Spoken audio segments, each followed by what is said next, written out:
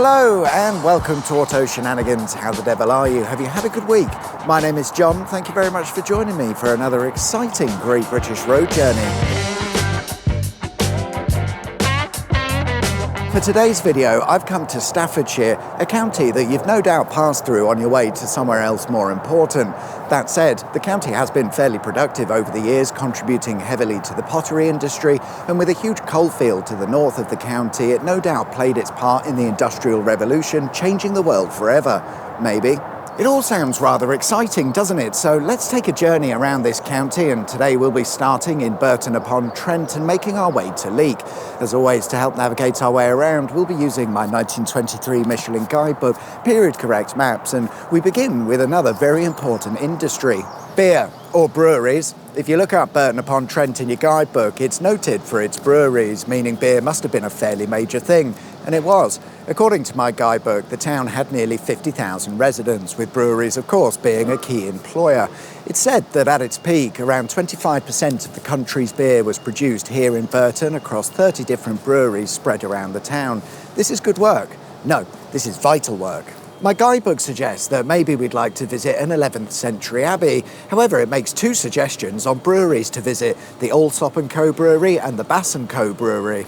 The Bass Brewery was one of the first to be set up in the town, founded in 1777, and after 100 years of operation, they were producing over 1 million barrels of beer every year, making it the largest brewery in the world.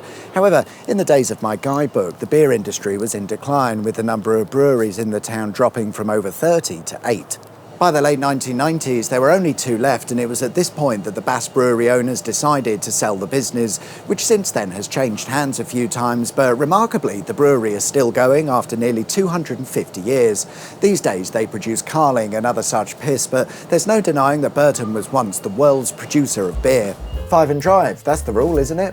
Anyway, let's head off to our next destination, which requires a drive along the back roads because in the old days, the easy route via the nearby A50 didn't exist. Along the way, we'll pass through a place called Fauld, a bit of a nothing place, but it's quite well known for one thing. In 1944, the largest explosion to ever happen in the UK occurred in Fauld, leaving behind a 1,000-foot wide and 100-foot deep crater. It's an amazing thing, but ultimately a reminder of a sad story in which several people lost their lives. At this location was once an underground storage depot. Built in 1939 out of an old gypsum mine, it was used to store bombs. A lot of bombs. Apparently we needed them at the time, but due to a human error, something went wrong and all 4,000 tons of stored munitions went up in smoke, damaging and in some cases completely deleting properties within a 3/4-mile area. And of course, everything within the immediate blast area was completely flattened. It's not clear as to how many people died, and there were many that were never found. I suppose the crater isn't just a reminder, it's a permanent memorial. Our next stop brings us to Uttoxeter, a small town with around 14,000 residents, but in the days of my guidebook it was smaller still, with around 5,000 residents. And I've run out of things to tell you about Uttoxeter. My guidebook makes no suggestions on interesting things to see or do, so I guess it's a bit of a nothing town. However, in 1945, a bloke called Joseph Cyril Bamford set up a company that would become known as JCB. That's right, the guys with the diggers.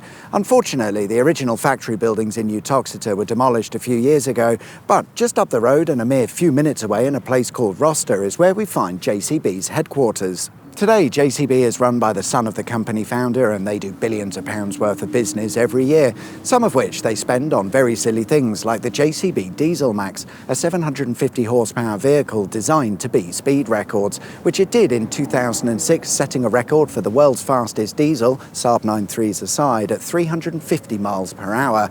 I assume JCB are not on Greta's Christmas card list. JCB headquarters in Rosters is also a helicopter spawn point, just so you know.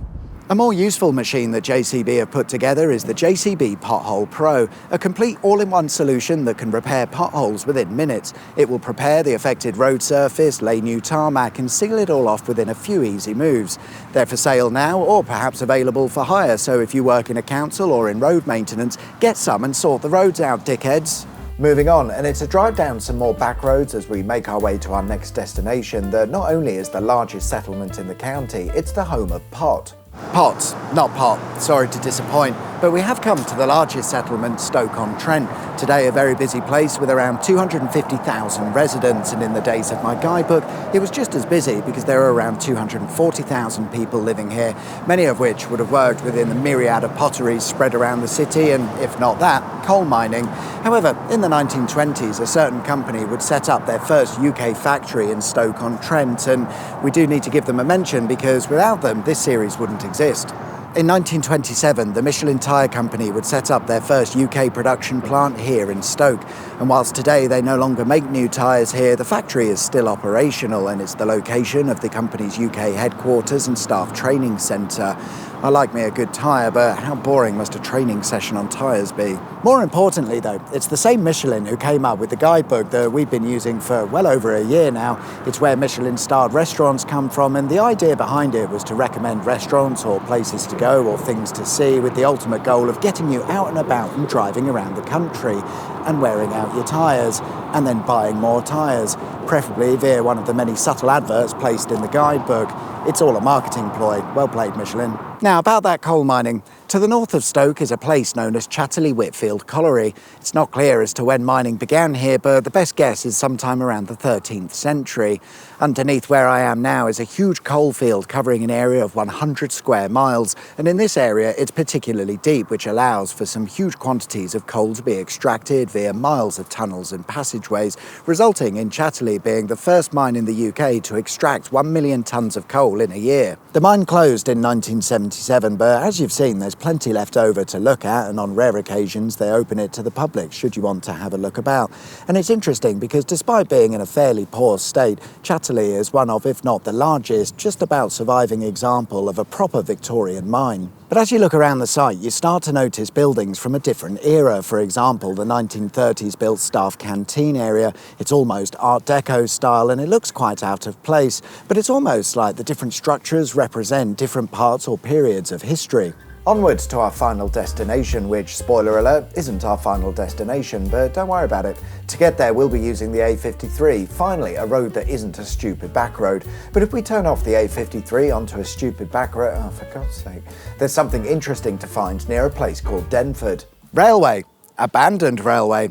It's interesting because it wasn't closed in the 1960s like everything else. It was mothballed in the late 1980s, which means we're much more likely to find actual railway things rather than just a dirt track, which is nice. The line originally opened in 1867 and was part of the North Staffordshire Railway, a company that came about mainly to meet the demand of the pottery industry in Stoke before the railway expanded quickly and they started offering other services. The reason it escaped closure in the 1960s was because the line was quite useful for the transportation of freight, specifically quarry stuff like stone and aggregates, and the line was kept intact to allow for trains to connect to the nearby quarries, with trains later being operated by British Rail. The line has been considered for reopening as recently as 2023, but after tens of thousands of pounds has been spent on feasibility studies, nothing seems to have moved forward. Our final destination that's not our final destination is the town of Leek. In the days of my guidebook, there were around 18,000 people living here, and today there's around 21,000, so it's not really expanded all that much when compared to other places. Over the years, the town has kept itself busy within the silk and textile industry, although today there's little to no trace of what were once, no doubt, very busy factories. My guidebook suggests that maybe we'd like to visit St Edward's the Confessor Church, specifically mentioning the view from the churchyard. Here is the view, and I may have timed it incorrectly because apparently at certain times of the year from this location you can see what's known as a double sunset. This is when the sun appears to set twice due to something like a hill being in the way. In this case it's a hill known as the Bodsley Cloud. But I'm not walking all the way up a hill, but instead let's go somewhere else that's high up. Yes, it's on to our actual final destination, which is a short drive up the A53 from Leek, and we're heading to what's said to be the highest village in the country. That'll be all the potteries from Stoke, no doubt, but it's also the highest in altitude. Flash! Ah, saviour of the universe! Welcome to the village of Flash, found in the Peak District right at the northern end of Staffordshire. It's said to be the highest village in the country at 1,519 feet above sea level.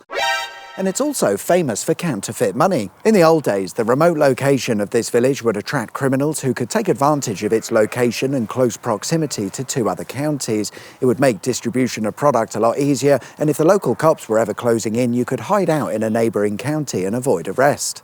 And there we are then, guys. That's all we've got time for this week. Thanks very much for watching. I hope you liked the video. If you did, there is of course a button specifically for that. And if you haven't subscribed already, please consider doing so. That'll be wicked sweet, awesome. Enjoy the rest of your week, whatever it is you get up to. My name's John. You've been watching Auto Shenanigans, and I'll see you guys next time for another exciting Great British Road Journey. Till then, take care. Bye-bye.